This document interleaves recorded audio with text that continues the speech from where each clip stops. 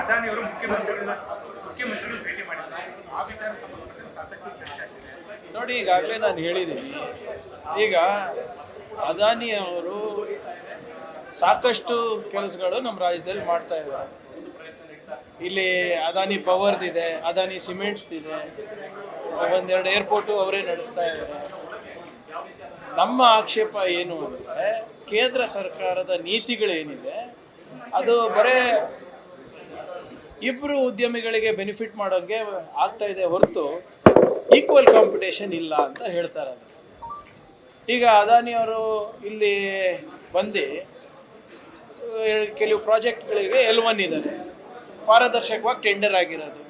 ನಾವು ಮನ್ಸು ಬಂದಂಗೆ ಟೆಂಡರ್ ಕೊಡ್ಲಿಕ್ಕಾಗಲ್ಲ. ನಾವು ನಾವು ಬೇರೆ ಕಾಂಟ್ರಾಕ್ಟರಿಗೆ ಕೊಟ್ಟಿದ್ರೆ ನೀವು ಹೇಳ್ತಾ ಇದ್ರಿ, ಇಲ್ಲಪ್ಪ ನೀವು 4G ಎಕ್ಸಾಮ್ಷನ್ ತೊಗೊಳಕ್ಕಾಗಲ್ಲ, ಇದರಲ್ಲೇನೋ ಒಂದು ನೀವು ಹಗರಣ ಮಾಡಿದ್ದೀರ ಅಂತ. ಈಗ ಟ್ರಾನ್ಸ್ಪರೆಂಟ್ ಪ್ರೊಸೆಸ್ನಲ್ಲಿ ಅವ್ರು L1 ಇದ್ದಾರೆ, ಸಹಜವಾಗಿ ಬಂದು ಇಲ್ಲಿ ಭೇಟಿ ಆಗ್ತಾರೆ. ಯಾಕಂದರೆ ಭಾಳ ಬೆಂಗಳೂರಿಗೆ ಒಂದು ಮಹತ್ವಾಕಾಂಕ್ಷಿ ಯೋಜನೆ ಇದೆ. ಅದು for us is nothing but a government contractor, it is nothing but a transactional contractor. ಇದಕ್ಕೇನು ಸಂಬಂಧ? ಈಗ BJP ಅವ್ರಿಗೆ ತಾವು ಕೇಳಬೇಕು. ಈಗ ಅದಾನಿಗೆ ಸಿಕ್ಕಿದೆ ಅಲ್ಲ ಕಾಂಟ್ರಾಕ್ಟು. ಈಗ ಟನಲ್ ರೋಡ್ ಬೇಕಾಗಿದೆಯಾ ಬೇಕಾಗಿಲ್ಲ ಅಂತ ಅವ್ರಿಗೆ ಕೇಳಬೇಕಲ್ಲ ತಾವು. ವಿ ಆರ್ ವೆರಿ ಕ್ಲಿಯರ್, ಇದು ಮಹತ್ವಾಕಾಂಕ್ಷಿ ಯೋಜನೆ ಬೆಂಗಳೂರಿಗಿದೆ, ನಮ್ಮ ರಾಜ್ಯಕ್ಕಿದೆ.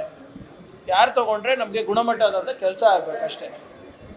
ಇದು ಬಿಟ್ಟು ಅದು ಅದಾನಿನೇ ತೊಗೊಳ್ಳಿ, ಅಂಬಾನಿನೇ ತೊಗೊಳ್ಳಿ, ಏನಾದರೂ ಪಾರದರ್ಶಕವಾಗಿ ತೊಗೊಳ್ಳಿ ಅಷ್ಟೇ. ಯಾವ್ದು ನಮ್ಮ ತೆರಿಗೆ ದುಡ್ಡು ಏನಿದೆ ಅದನ್ನು ಸರಿಯಾಗಿ ಉಪಯೋಗ ಆಗಬೇಕು. ಅದು ಬಿಟ್ಟರೆ ಬೇರೆ ನಮಗೇನು ಇಂಟೆನ್ಷನ್ ಇಲ್ಲ.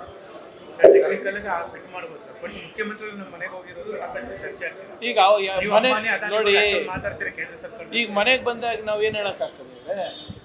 ಈಗ ನೀವು ನಾನು ನಿಮ್ಮ ಮನೆಗೆ ಬರ್ತೀನಿ ಅಂತ ಹೇಳ್ತೀನಿ, ಬೇಡ ಅಂತೀರ ನೀವು? ಅದು ಬೇರೆ. ನೀವು when you are government contractor, ಈಗ ನಿನ್ನೆ ನೋಡಿದೆ, ಕೆಲವು ಜನ ಹೇಳ್ತಾ ಇದ್ರು ಮನೆಗೆ ಯಾಕೆ ಆಫೀಸಿಗೆ ಕರಿಬೋದು. ನಿನ್ನೆ ಸಂಡೇ ಇತ್ತು, ಅದಕ್ಕೆ ಈಗ ಮೀಟ್ ಮಾಡಿದ್ರೂ ಕಷ್ಟ, ಮಾಡಿಲ್ಲ ಅಂದ್ರೂ ಕಷ್ಟ. ನಮ್ಮ ಸ್ಟ್ಯಾಂಡ್ ಭಾಳ ಕ್ಲಿಯರ್ ಆಗಿದೆ. ನಮ್ಮ ದೇಶದಲ್ಲಿ ಮೊನೋಪಲಿ ನಡೀತಾ ಇದೆ ಇಬ್ಬರು ಉದ್ಯಮಿಗಳದು. ಕೇಂದ್ರ ಸರ್ಕಾರದ ನೀತಿಗಳನ್ನು, ಯೋಜನೆಗಳನ್ನು ತಿರ್ಚಿ ಅವರಿಗೆ ಅನುಕೂಲ ಮಾಡಿಕೊಡ್ತಾ ಇದ್ದಾರೆ. ಕರ್ನಾಟಕ ರಾಜ್ಯದಲ್ಲಿ ಅಂಥದ್ದು ಯಾವುದೇ ರೀತಿಯಾಗಿ ಒನ್ ಸೈಡೆಡು ಅವರಿಗೆ ಫೇವರ್ ಮಾಡುವಂಥ ಕಾಮಗಾರಿಗಳು ಅಥವಾ ಟೆಂಡರ್ಗಳು ನಾವು ಕೊಟ್ಟಿಲ್ಲ. As simple as that.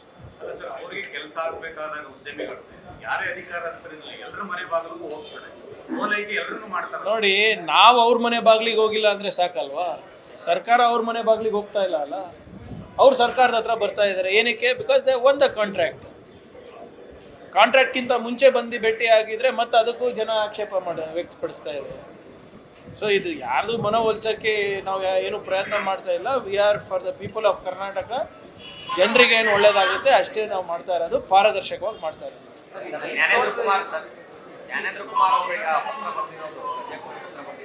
ನಾನು ಮೊನ್ನೆನೇ ಹೇಳಿದ್ನಲ್ಲ, ಈಗ ನಮಗೆ ಶನಿವಾರನೇ ತಾವೆಲ್ಲ ನಾನು ಕೇಳುವಾಗ ನಾನು ಏನು ಹೇಳಿದೆ, ಅವರ ಅಫಿಷಿಯಲ್ ಫೋನ್ ಸ್ವಿಚ್ ಆಫ್ ಆಗಿತ್ತು, ಅದಕ್ಕೆ ಗೊಂದಲ ಆಗಿದೆ. ಅವರು ಒಂದು ಏನೋ ರಜಾ ಅಂತ ಕೇಳಿದ್ದಾರೆ, ಅವರ ತಂದೆಯವರ ಆರೋಗ್ಯದಲ್ಲಿ ಏರ್ಪೇರ್ ಆಗಿದೆ ಅಂದ್ಬಿಟ್ಟು ಅವರು ಊರಿಗೆ ಹೋಗಿದ್ದಾರೆ ಅಂತ ನಾನು ಹೇಳಿದೆ. ಅವತ್ತೇ ಅವರೇ ನನಗೂ ಮಾತಾಡಿ, ಇಲ್ಲ ಸರ್ ಹಿಂಗಾಗಿದೆ ಅಂತ ಹೇಳಿದ್ದಾರೆ ಅಷ್ಟೇ. ಅಷ್ಟರಲ್ಲಿ ಇವತ್ತು ನಿನ್ನೆ IT ED ರೇಡ್ ಕೂಡ ಅವರ ಅವರ ಅಫಿಷಿಯಲ್ ಕ್ವಾರ್ಟರ್ಸ್ನಲ್ಲಿ ಮೇಲೆ ಆಗಿದೆ. KPSC ಹಗರಣದಲ್ಲಿರ್ಬೋದು ಅಥವಾ ಬೇರೆ ಇದರಲ್ಲಿರ್ಬೋದು ಸರ್ಕಾರ ರಾಜಿ ಮಾಡುವಂಥದ್ದಿಲ್ಲ. ಭಾಳ ಸ್ಪಷ್ಟವಾಗಿ ಹೇಳಲಿಕ್ಕೆ ಬಯಸ್ತಾ ಇದ್ದೀನಿ. ಎಸ್ಪೆಷಲಿ KPSCನಲ್ಲಿ ಅದು ಚೇರ್ಮನ್ನೇ ಇರ್ಬೋದು, IAS ಆಫೀಸರೇ ಇರ್ಬೋದು, ಬೇರೆ ಯಾವ ಅಧಿಕಾರಿಗಳನ್ನೇ ಇರ್ಬೋದು ಅಥವಾ ಹೊರಗಿನವ್ರು ಇರ್ಬೋದು, ನಾವು ಕಾನೂನಾತ್ಮಕವಾಗಿ ಅವ್ರಿಗೆ ಏನು ಮಾಡಬೇಕು ಅದನ್ನು ನಾವು ಮಾಡ್ತೀವಿ. ಇದರಲ್ಲಿ ಯಾರಿಗೂ ವಿನಾಯಿತಿ ಇಲ್ಲ, ಯಾರಿಗೂ ರಕ್ಷಣೆ ಇಲ್ಲ. ನಮಗೆ ಯುವಕರ ಭವಿಷ್ಯವನ್ನು ಸಂರಕ್ಷಣೆ ಮಾಡುವ ಜವಾಬ್ದಾರಿ ನಮ್ಮದಾಗಿದೆ. We are going to do that. So ನೀವೇನು ಹೇಳ್ತಾ ಇದ್ದೀರಾ, ಪತ್ರ ಬರೆದಿದ್ದು ಅದು ಮೊನ್ನೆ ನಾನು ನಿಮ್ಗೆ ಹೇಳಿದೆ, ಬಹುಶಃ ಇವತ್ತು ಮೀಡಿಯಾದಲ್ಲಿ ಬಂದಿದೆ ಅಂತ ನಾನು ಭಾವಿಸ್ತಾ ಇದ್ದೀನಿ. ಹೇಳಿದ್ಮೇಲೆ ನನಗೆ ಗೊತ್ತಾಗಿದೆ. ಸೊ ಮಿಸ್ಸಿಂಗ್ ಇರಲಿಲ್ಲ ಅವಾಗ. ನಾವು ಯಾರ ಪರವಾಗೂ ಇಲ್ಲ, ನಾವು ನಮ್ಮ ಯುವಕರ ಭವಿಷ್ಯದ ಪರವಾಗಿದ್ದೀವಿ ಅಷ್ಟೇ. ಗೊಂದಲ ಸೃಷ್ಟಿ ನೋಡಿ.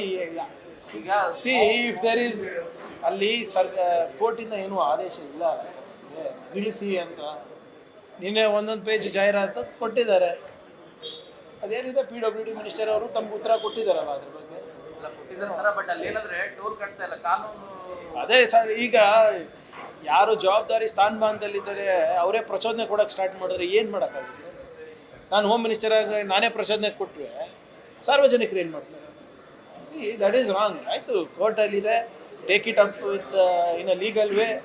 ಕಾನೂನು ಏನಿದೆ ಅದನ್ನು ಪಾಲನೆ ಮಾಡೋಣ. ಆದೇಶ ಬಂದರೆ ಅದಕ್ಕೆ ನಾವು ಕಟ್ಟುನಿಟ್ಟಾಗಿ ಪಾಲನೆ ಮಾಡ್ತೀವಿ. ಆಗ ಈಗಾಗಲೇ ಸತೀಶ್ ಜಾರಕಿಹೊಳಿ ಅವರು ಮುಖ್ಯಮಂತ್ರಿಗಳು ಭಾಳ ಸ್ಪಷ್ಟವಾಗಿ ಇದ್ರ ಬಗ್ಗೆ ಉತ್ತರ ನೀಡಿದ್ದಾರೆ.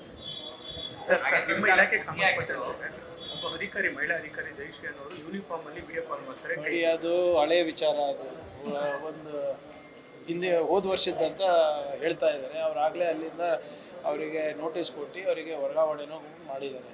ನಾನು ಹೇಳ್ದಂಗೆ ಇದು ಇಟ್ ಈಸ್ ನಾಟ್ ಕರೆಕ್ಟ್. ಈ ಯಾರು ರಕ್ಷಕರೇ ಹಿಂಗೆ ಮಾಡೋಕ್ಕೆ ಸ್ಟಾರ್ಟ್ ಮಾಡಿಬಿಟ್ರೆ ನಾವು ವ್ಯವಸ್ಥೆನ ಸುಧಾರಣೆ ಮಾಡೋದು ಹೇಗಾಗ್ತದೆ? ಈಗ ಪ್ರಿಸನ್ಗಳಲ್ಲಿ ಮೊಬೈಲ್ ಹೋಗೋದು, ಇವರಿಗೆಲ್ಲ ಹಿಂಗೆ ಫೇವರ್ಸ್ ಮಾಡೋದು, ಇದೆಲ್ಲ ನಮ್ಮವರೇ ಮಾಡ್ತಾರಲ್ಲ. ಇದ್ರೆ ಹೋಗೋಕ್ಕೆ ಸಾಧ್ಯನಾ ಹೇಳಿ? Without the notice of our officers ಏನೂ ಆಗ್ಲಿಕ್ಕೆ ಸಾಧ್ಯನೇ ಇಲ್ಲ. ಸೊ ಅದರಿಂದ ಇದಕ್ಕೆ ನಾನು ಹೇಳ್ದಾಗೆ ಒಂದು ಕಂಪ್ಲೀಟ್ ಓವರ್ ಆಲ್ ಬೇಕಾಗಿದೆ. ಸರ್, ಅಧಿಕಾರಿಗೆ ಕೇವಲ ವರ್ಗಾವಣೆ ಮಾತ್ರ ವರ್ಗ ಇಲ್ಲ, ನೋಟಿಸು ಕೊಟ್ಟು ಅವ್ರೇನೋ ಉತ್ತರ ಕೊಟ್ಟಿದ್ದಾರೆ ಅದಕ್ಕೆ ಅವಾಗಲೇ. It is wrong.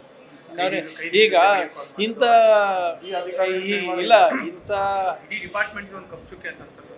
Obviously sir, ಇದು ಇವರೇ ವಿಡಿಯೋ ಕಾಲ್ ಮಾಡಿ ಹಿಂಗೆಲ್ಲ ಮಾಡ್ತಾರೆ ಅಂದರೆ ಸರ್ಕಾರಕ್ಕೂ ಮುಜುಗರ, ನಮಗೂ ಮುಜುಗರ ಅಲ್ಲ. ಏನು ಇಂಥದಕ್ಕೆ ನಾವು ಹೆಂಗೆ ಸಮರ್ಥನೆ ಮಾಡ್ಕೊಳ್ಳೋದು ಹೇಳಿ ನೀವೇ? ನಾಗೇಂದ್ರ ಅವರು ವಿಚಾರಕ್ಕೆ ಈಗ ವಿಧಾನಸೌಧ ಮುತ್ತಿಗೆ ಹಾಕೋ ಪ್ರಯತ್ನ ಬಿಜೆಪಿ ಮಾಡ್ತಾರೆ ಸರ್. ಸದನ ನಡಿಬೇಕಾದಾಗೆಲ್ಲಾನು ಸೆಕ್ಷನ್ 144 ಇರ್ತದೆ. ನಿಮ್ಮ ಮುಖಾಂತರ ನಾನು ವಿನಂತಿ ಮಾಡ್ತಾ ಇದ್ದೇನೆ ನಮ್ಮ BJP ನಾಯಕರಿಗೆ, ದಯವಿಟ್ಟು ಫ್ರೀಡಮ್ ಪಾರ್ಕ್ನಲ್ಲಿ ನಿಮ್ಗೆ ಪರ್ಮಿಷನ್ ಕೊಟ್ಟಿದ್ದೇವೆ, ಅಲ್ಲಿ ನೀವು ಹೋಗಿ ನೀವೇನಾದರೂ ಮಾಡ್ಕೊಳ್ಳಿ, ತೊಂದರೆ ಇಲ್ಲ. ಇಲ್ಲಿ ನೀವು ಬಂದರೆ ಸೆಕ್ಷನ್ 144 ಜಾರಿ ಇದೆ, ನಾವು ಕ್ರಮ ತಗೋಬೇಕಾಗ್ತದೆ. ಸದನ ನಡೀತಾ ಇದೆ, ಒಳಗಡೆ ಬನ್ನಿ, ನೋಟಿಸ್ ಕೊಡಿ, ಚರ್ಚೆ ಮಾಡಿ.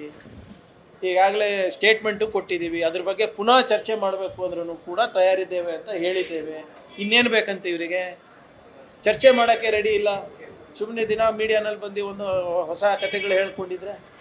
ಈಗ 1 ವಾರ ಆಗ್ತಾ ಬಂತು ಸರ್, ಒಂದು ಕಾಗದ ಕೊಟ್ಟಿದ್ದಾರಾ ನಿಮ್ಮ ಮುಂದೆ? ಸದನದಲ್ಲಂತೂ ಇಟ್ಟಿಲ್ಲ. ತಮ್ಮ ಮುಂದೆ ಏನೋ ಕೊಟ್ಟಿದ್ದಾರಾ? ಇದು ಸುಮ್ಮನೆ ಹಿಟ್ ಆ್ಯಂಡ್ ರನ್ ಆಗೋದು ಬೇಡ. ಈಗ CBI ಪ್ರಾಸಿಕ್ಯೂಷನಿಗೆ ಕೇಳಿದ್ದಾರೆ ಅಂತ ಮಾಹಿತಿ ಇದೆ. ಕೊಟ್ಟರೆ mister Nagendra will deal with it in the court. CBI charge sheet ನಾನು ಓದಿಲ್ಲ, ನೀವು ಓದಿಲ್ಲ, ಗವರ್ನರ್ ಹತ್ರನೂ ಇಲ್ಲ. ಯಾವ ಆಧಾರದ ಮೇಲೆ ರಾಜೀನಾಮೆ ಕೊಡ್ಸೋದು? ಏನೇ ಇದ್ರೂ ನಿಮ್ಮ ಮುಖಾಂತರ ಮನವಿ ಮಾಡ್ಕೊತಾ ಇದ್ದೀನಿ, ಚರ್ಚೆ ಮಾಡಿ. ಸದನ ನಡೀತಾ ಇದೆ, ಜ್ವಲಂತ ಸಮಸ್ಯೆಗಳಿವೆ, ಅದ್ರ ಬಗ್ಗೆ ಚರ್ಚೆ ಮಾಡೋಣ. ನೀವು ರಾಜಕೀಯ ಅಸ್ತಿತ್ವವನ್ನು ಉಳಿಸ್ಕೊಳ್ಳಿಕ್ಕೆ ಹೀಗೆ ಮಾಡಿದ್ರೆ ಜನರು ನೋಡ್ತಾ ಇದ್ದಾರೆ. ಹಿಂದೆನೂ ಪಾಠ ಕಲಿಸಿದರೆ, ಮುಂದಿನ ಚುನಾವಣೆನಲ್ಲೂ ಪಾಠ ಕಲಿಸ್ತಾರೆ. Thank you. ನ್ಯೂಸ್ ಫಸ್ಟ್, ನಿರ್ಭೀತಿಯಿಂದ ನಿಮ್ಮ ಪರವಾಗಿ.